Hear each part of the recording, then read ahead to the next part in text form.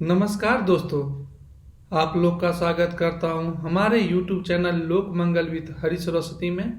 आशा करता हूं कि आप लोग अच्छे और स्वस्थ होंगे।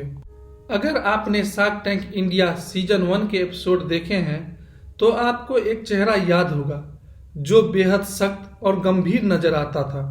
इंटरनेट और सोशल मीडिया की दुनिया उस शार्क को खड़ूस और घमंडी नामों से बुलाती है। याद आया? अगर इसके बाद भी याद नहीं आ रही है तो चलिए हम आपको बताते हैं।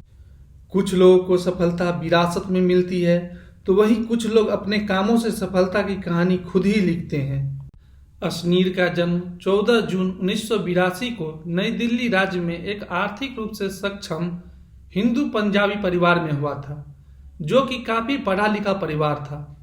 बता दें कि इनके पिताजी चार्टर्ड अकाउंटेंट की पढ़ाई पूरी की है, वहीं इनकी माता भी बच्चों को पढ़ाने का काम करती है और यही वजह है कि इन्हें बचपन से ही पैसों की तंगी का सामना नहीं करना पड़ा था।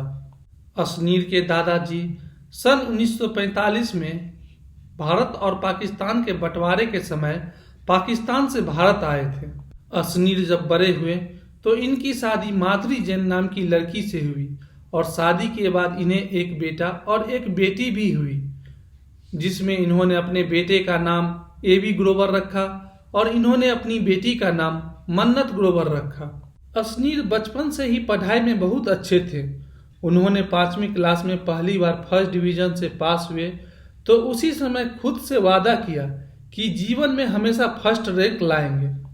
अपनी ग्रेजुएशन की डिग्री हासिल करने के लिए इन्होंने अपनी प्रारंभिक एजुकेशन को प्राप्त करने के बाद नई दिल्ली में ही मौजूद आईआईटी दिल्ली कॉलेज से सिविल इंजीनियरिंग में बीटेक की डिग्री को हासिल किया और इसके बाद यह 1 साल की पढ़ाई के लिए फ्रांस चले गए। अपनी पढ़ाई पूरी कर लेने के बाद एक इंटरनेशनल कंपनी में काम करने के अपने सपने को पूरा करने के लिए यह वापस भारत आ गए और इन्होंने अहमदाबाद में मौजूद आईआईएम से एडमिशन लिया और यहाँ पे इन्होंने मास्टर ऑफ बिजनेस एडमिनिस्ट्रेशन की डिग्री साल 2016 में हासिल की। इंटरव्यू देने के बाद इन्हें सबसे पहली नौकरी कोटक इन्वेस्टमेंट बैंकिंग में प्राप्त हुई और इन्होंने यहाँ पर तकरीबन 7 साल तक नौकरी की। इसके बाद साल 2013 आया जब यह अमेरिकन एक्सप्रेस कंपनी में कॉर्पोरेटर डेवलपमेंट के डायरेक्टर के तौर पर भर्ती हो गए, परंतु इनके मन में हमेशा से ही अपना खुद का स्टार्टअप शुरू करने का ख्याल आता रहता था और इसलिए इन्होंने अमेरिकन एक्सप्रेस को छोड़ दिया और इसके बाद यह ग्रोफर्स में भर्ती हो गए। हालांकि इस बीच जो सपोर्ट इन्हें अपने माता पिता से मिलना चाहिए था वह इन्हें अपने माता पिता से नहीं मिला, क्योंकि इनके माता पिता सोचते थे कि यह कोई ऐसी नौकरी करे जिसमें इनका फ्यूचर सिक्योर हो, परंतु इनकी धर्म पत्नी ने इनका पूरा साथ दिया और उन्होंने इन्हें यह भरोसा दिया कि यह अपने सपने को अवश्य पूरा कर सकते हैं और उनके सपने को पूरा करने में वो हर प्रकार से इनकी साथ है। यही वजह है कि इन्होंने 2015 में ग्रोफर्स में ज्वाइन की। ग्रोफर्स में शामिल होने के बाद धीरे धीरे इन्होंने लोगों को अपने साथ इकट्ठा करना चालू किया जो इन्वेस्टमेंट में करने में इच्छुक थे, क्योंकि यह शुरू से ही अपना खुद का स्टार्टअप चालू करना चाहते थे और स्टार्टअप चालू करने के लिए ऐसे लोगों की आवश्यकता इन्हें पड़ती जो इनके स्टार्टअप में पैसे लगाते। इसी के साथ साथ यह ग्रोफर्स में नौकरी भी करते और अंत में इन्होंने एक दिन ग्रोफर्स नौकरी को छोड़ने का निर्णय लिया। ग्रोफर कंपनी छोड़ने के बाद पीसी ज्वेलर्स लिमिटेड में इन्होंने साल 2017 में एंट्री ली। यहाँ पर इन्होंने पीसी ज्वेलर कंपनी को पेमेंट की स्ट्रेटजी को डेवलपमेंट करने में काफ़ी सहायता की और यहीं से उन्हें भारत पे का आइडिया आया। भारत पे एक तरह का पेमेंट ऐप है जो देश में छोटे बिजनेसमैन और किराना स्टोर के पेमेंट के लिए उपयोग किया जाता है। असनीर ग्रोवर के बनाए गए भारत पे के द्वारा किसी को भी पैसा भेजा जा सकता है और साथ ही किसी चीज़ का पेमेंट भी किया जा सकता है। भारत पे को भारत में काफ़ी अच्छी प्रतिक्रिया मिली। जब भारत पे की स्टार्टिंग की गई तब इनके पास अपने कर्मचारी को सैलरी देने के लिए पैसे भी नहीं थे।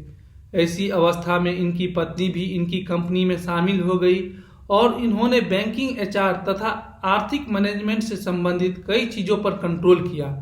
हालांकि फिर भी इन्हें काफ़ी मुश्किलें हो रही थी, परंतु इन्हें 1 साल के अंदर ही काफी बड़ी सफलता हाथ लगी। साल 2018 में इन्होंने 20 कर्मचारियों के साथ भारत पे को लॉन्च कर दिया और अगले 1 साल में इनके कर्मचारियों की संख्या 20 से बढ़कर 500 हो गई। साथ ही इन्होंने दिल्ली, मुंबई, पुणे और बेंगलुरु जैसे शहरों में भारत पे का ऑफिस भी खोला। बता दें कि वर्तमान में भारत पे एप्लीकेशन आपको कई भारतीय लोगों के स्मार्टफोन में ऑनलाइन लेन देन करने के लिए मिल जाएगी। यह सिर्फ ऑनलाइन लेन देन के लिए ही नहीं बल्कि ऑनलाइन अन्य कई कामों के लिए भी इस्तेमाल की जाती है। आज के टाइम में भारत पे की टोटल वैल्यूएशन $225 मिलियन है और हर महीने इसके जरिए $83 मिलियन के पैसों का आदान प्रदान होता है और यह लगातार बढ़ने की उम्मीद है। अश्लील ग्रोवर ने TV reality show shark tank India में एक जज के रूप में काम किया। इस शो में उनके साथ विनीता सिंह, पीयूष बंसल, नमिता ठापर, अनुपम मित्तल, गजल अलग और अमन गुप्ता भी जज बने। अश्लील को इस शो में काफी पहचान मिली। आज अश्लील ग्रोवर की नेटवर्थ करीब 500 करोड़ रुपए बताई जाती है। वे कई कंपनियों में निवेश कर चुके हैं।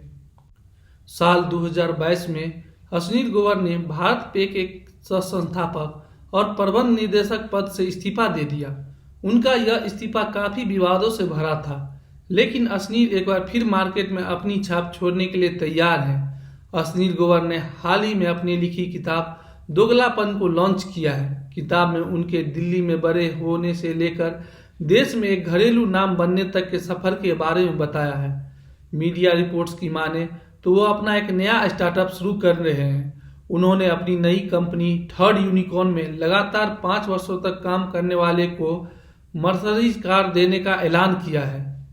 काफी कम समय में अश्लील ग्रोवर ने वह मुकाम हासिल कर लिया है जहां तक पहुंच पाना हर किसी के लिए आसान नहीं होता है। उन्होंने अपनी मेहनत और काबिलियत के दम पर सफलता की नई कहानी लिखी है। आज वो लाखों लोगों के लिए प्रेरणा स्रोत है। आशा करता हूं कि आज की हमारी छोटी सी प्रयास आपको अच्छी लगी हो तो हमें लाइक करें और अपने विचार हमें कमेंट में जरूर बताएं और चैनल पे नए आए हैं तो हमें सब्सक्राइब करें। आपका दिन मंगलमय हो। जय हिंद, जय भारती।